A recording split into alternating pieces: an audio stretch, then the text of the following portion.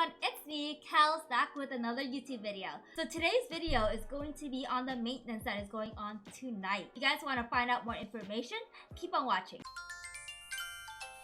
Tonight, maintenance notice is going to be up for 5 hours. So it'll start around 8 p.m. PST, so get your guild wars in early. It's going to be on the hero balance adjustment, on the World Arena first season, the new 4-star hero, which is ML Angelica. Yay, new mystics. Yay, more heroes I can't pull. It's going to be a K-Rod and crowd drop along with Roanna. They're gonna add hunt stages 12 and 13. There is going to be equipment reforging update, a catalyst journal update, hero stories update, and improvements in hero management UI and other stuff. So first things first, there is going to be a rebirth update celebration 70 free summon events. That means for one whole week, we get 10 times free summon for 7 days. That's a whole week. Yep, that's great. Wow, yay. Let's hopefully we can pull something great. Get those ML 5 stars, you guys. And if you guys do pull any ML 5 stars, leave a comment down below. Let's get started into the meaty part of this whole thing, which is the update content. Number 1 is the hero balance adjustment. First hero is going to be Pavel. Pavel is a 5-star Earth hero. When he was released, it was very looked down upon and everybody put it in storage. Before, it would fire a blast of wind at all enemies for Storm Bullet. Damage dealt increases proportionate to the caster's speed. After awakening against the caster, increased attack for 2 turns. Before firing a strong blast of wind at all enemies, damage dealt increases proportionate to the caster's speed. Now with the balance patch, it cannot trigger a counterattack, which means bye-bye SSB. They're just trying to change the SSB meta. Bye SSB, gone, bye girl. The damage output for Destructive Pursuit will be increased by 25% as well.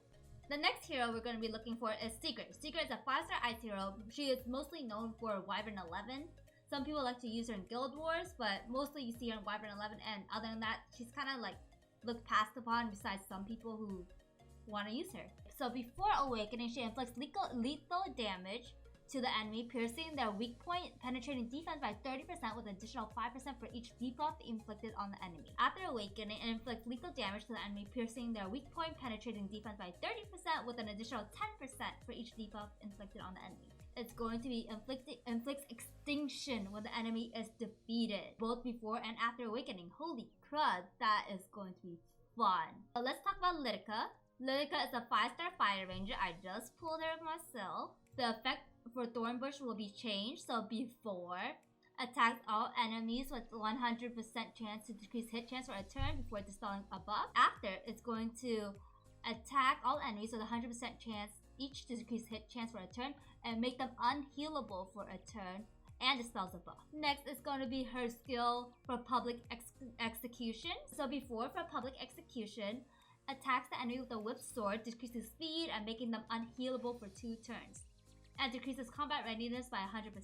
It grants the caster skill a nullifier, negating any damage received from the next skill attack. After the buff, it's going to attack the enemy with a whip sword, decreasing buff duration by 1 whole turn, before decreasing combat readiness by 100% and decreasing speed for 2 turns. It grants the caster a skill nullifier and it negates damage received for the next skill. I'm pretty sure we're going to see a lot of Lyticas into the World Arena, which will be talked about later down there. Zeno is a 5-star hero, which I don't have, because I didn't start during this time. His skill for Star Armor, it increases defense and damage for Ancient Beast by 8% when the enemy uses a non-attack skill. It can stack up to 10 times. So after it's changed to increases defense and damage dealt by Ancient Beast by 10% and effectiveness by 5% when the enemy uses the non-attack, and it can be stacked up to 8 times. And also Ancient Beast is now changed. Before awakening, summons an Ancient Beast to attack all enemies with a 70% chance to silence for a turn. Damage dealt increases proportionate to the caster's max health. After awakening, it summons an Ancient Beast to attack all enemies with a 70% chance to silence for a turn, inflicts bleeding damage for 2 turns, and damage dealt increases proportionate to the caster's max health. It changes from 70% to 80% chance of silence. After awakening, it changes to another 80% to silence. So let's talk about Faithless Lytica. I know a lot of people like her in RTA, so Hysteria is going to be changed, which attacks the enemy indiscriminately, increasing the cooldown to max. So after now, it attacks the enemy, increasing the skill cooldown to max, and a critical hit grants all ally skill nullifier once, negating damage received from the next attack. Wow, she's gonna be great in World Arena. Wow, they're really changing everything for World Arena since World Arena season is starting, isn't it? So the 4-star hero change is going to be ML Roman. I believe I have an ML Roman. I have either ML Roman or Cosette, one of them, I don't know. So the effect for mana arrow is going to change. So before it attacks the enemy with a concentrated mana with a 35% chance to activate mana burst, which attacks all enemies, decreasing combat readiness by a random amount between 10 to 50. But now afterwards, it gives an effect chance is doubled when the target is silenced. So the effect of mana fundamental will be changed. Attacks all the enemies with condensed mana with a 75% chance to silence for 2 turns before dispelling a buff. So now it changes that attacks all enemies with condensed mana, dispelling 1 buff before a 75% chance to silence for 2 turns. So it swapped it. So now let's talk about the first World Arena season. Let's go. I'm excited for this because I am ready for some RTA. I'm ready for some RTA competition. I want to give away stuff, all that good stuff. And if you guys want to be a part of that, check out my Twitch channel, twitch.tv/kittycat_kells. I stream every single day. Alright, so you have to be at least level 60 to enter. You must have at least 20 heroes, excluding duplicate and excluding the banned heroes and the penguin. Victory points for all players will reset at the start of the regular and pre-season, so you get 1,000 points. Placement upon the start of a new season or pre-season with heirs enter the World Arena. The first 10 battles are the placement battles. The rank and victory point will not be displayed during placement. However, a badge informing the player that placement is in progress will be displayed. A player's victory points will not go below 1,000 even if you are defeated during placement battle. Once all 10 are done, grade and victory points will be displayed according to the results, and once the placement has been completed, you have been placed in the correct league. The World Arena will be carried out as before. Those that get victory points deductions are at least 1,600 victory points or more, which is Master to Legend League. Based on the date last played, if you have not participated in 3 days since entering a league, victory points will be deducted, so you decay for not fighting in World Arena. Victory points will also be deducted once every 3 days. Okay, so you have to be active. The victory points granted in Silver to Champion League will slightly be scaled up, so there's a pre-ban now. So prior to selecting heroes, each heir will be able to select a hero, 3-star and above, to ban with match against opponents. It will not matter whether you or the opponent have the hero or not. Players have 30 seconds to select the hero they want to pre-ban. So there's a double ban. So you pre-ban a hero and then you ban it in process. If y'all don't want to deal with those A Vildreds, you know. So there's mock battles. So heirs can use mock battles, feature to play with their friends. Guild members are not worrying about victory points. Yay! Yay! Because that means I can do some tournaments. Let's go! You can request a war with a friend or guild member by going to World Arena to mock battles. Once you send your request, you have to wait for your opponent's response, and the player you send your request to may accept or cancel. A notification will be displayed on the main screen of the player who has received a war request, and they will have 5 minutes to respond. Players will be able to challenge other players from the World Arena mock battle menu. Players will be able to challenge other players in general chat and guild chat, and they'll be able to send battle requests to the player's information window. Players can also challenge players who are not friends by tapping the portal of the players in the chat menu. At the end, you will earn rewards based on your rank. So if you're a legend, you get a Spectra Tenebria skin if you're in Legend, Champion, Challenger, or Masters. Well, you guys, it's a good thing that Spectra Tenebria is out tonight as well, right? With Mystics. There you go. You guys don't have her? There you go. And other than that, you get derp stuff. So you get different frames. We don't care about that. You get a background pack. We don't care about that. Alright, next is the 4-star hero, which is ML Angelica. If you guys haven't checked out ML Angelica yet, please do so. She's pretty cute. She's pretty pog. Look at that. She's still 400 years old. She probably is. So let's talk about her. She's a 4-star dark hero. Soul Weaver, obviously. And let's talk about her skills. So her first skill is Debilitating Strike. Attacks with a staff with a 65% chance to decrease attack for a turn when the caster is immortal. Triggers a dual attack for the ally with the highest attack. When you soul burn, it increases effect chance to 100% and decreases attack of the target for 2 turns. Soul Harvest is when the caster is immortal, enemies cannot be revived, and all allies recover health every time an enemy dies. Amount recovered increases proportional to the target's max health. Recovery effect can only be activated once per turn. And then there's Dark Salvation, which before awakening whips up a vortex of darkness and loathing, granting immortality to the caster for 2 turns. Grants increased attack to all allies except for the caster for 2 turns. After awakening, it whips up a vortex of darkness and loathing, granting immortality to the caster for 2 turns.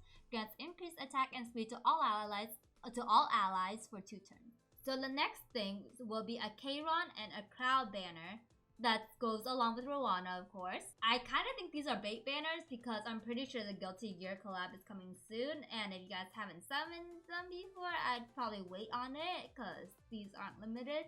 Kayron is a really good unit. Crowd is definitely good. I have them both 6 stars. I don't use Kayron just yet because I want to 6 stars SSA before I do.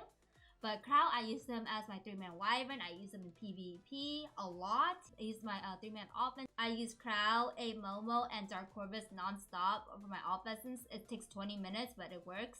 So I do love him a lot, and he is really good, but I don't know. If you think you can save enough by the Guilty Gear collab, or you can skip on it, go for it. Next one is going to be Hunt Stages 12 and 13 added. Energy consumed for 12 is 20.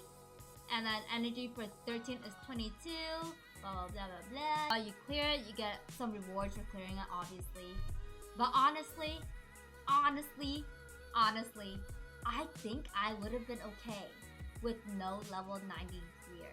No 80, like level 85 plus gear. I think I would have been okay without those existing. But that's my opinion. Why you try and change things now? I don't like change.